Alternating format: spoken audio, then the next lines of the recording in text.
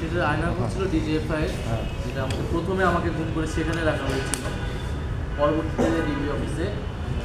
DB অফিসে আমাদের নানাভাবে আমাদেরকে নির্যাতন করা হয়েছে, মানসিক শারীরিকভাবে আমাদের অভিভাবকদেরকে হেনস্থা করা হয়েছে এবং এবং একটা পর্যায়ে হচ্ছে তারা নারী সমন্বয়কদেরকে গ্রেফতার করে আনার হুমকি দিয়েছে এবং একটা পর্যায়ে তারা আমাদেরকে হুমকি দিয়ে জোরপূর্বক আমাদের দেশেই লিখিত বক্তব্যটি পাঠ করায়, মোবাইলে ভিডিওটি ধারণ করে পরে সেটি মিডিয়াতে ছড়িয়ে দেয় এবং প্রধানমন্ত্রীর দপ্তরে আমাদেরকে নিয়ে যে আমরা সমঝোতা করেছি এরকম একটা দৃশ্য জনগণকে দেখাতে চেয়েছি। আমরা তখন অনশন শুরু করি এবং বাইরে যেহেতু রিট হয়েছিল, আইনজীবীরা আন্দোলন করছিল, আমাদের শিক্ষকরা এবং সাধারণ মানুষ আন্দোলন করছিল আমাদের মুক্তির দাবিতে, সেই প্রেক্ষাপটে আমাদেরকে তখন ডিবি ছাড়তে বাধ্য হয় এবং ছেড়ে আমরা আমাদের অবস্থান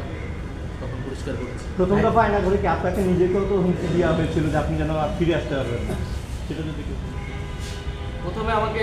আমি তো পরবর্তীতে সরকার দায়িত্ব থাকা অবস্থায় ডিজিএফআই রিট করে সেই আয়না করে আমি নিজে গিয়েছি, যে রুমে আমাকে রাখা হয়েছিল আমি ডিজিএফআই করতে পেরেছিলাম। ফলে আমাকে গুম করা হয়েছিল। আমি যদি বেঁচে থাকতে চাই, অন্য সমন্বয়কদের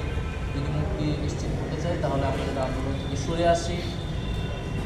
এই বিষয়টি তারা বারবার নিশ্চিত করতে চেয়েছিল আন্দোলনের,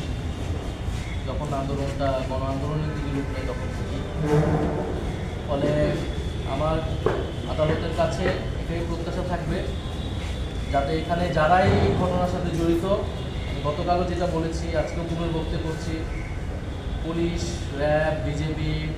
সেনাবাহিনী, যত বাহিনীর যে সকল সদস্যরা এই হত্যাকাণ্ডে, নির্যাতনে, গুমে অংশগ্রহণ করেছে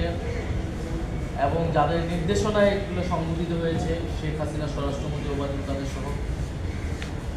তাদের যাতে কঠোর শাস্তি দেওয়া হয়,